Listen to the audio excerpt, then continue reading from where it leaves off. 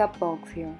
You can use a gift box or any box of a decent size, and if it has pretty designs on them, you don't even need to do anything extra.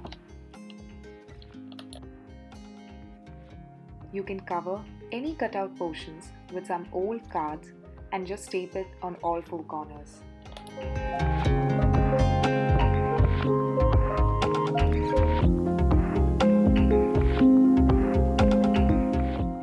You don't really need to throw a slightly broken cup.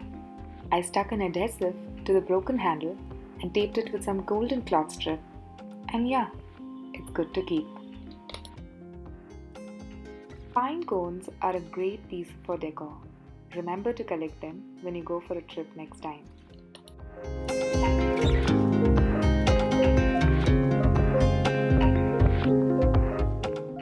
Place the flower mug to one end of the tray and a big sized pine cone beside it. By doing this, we are also ensuring it covers the taped surface.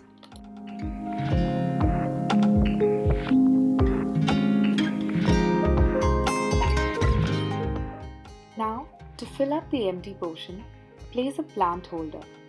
The yellow and the green combination blends in so well. Also, plants bring in so much positivity to our homes. Now, place the candles in between. This gives an aesthetic look now. Take a smaller pine cone and place it near the empty corner to complete the look.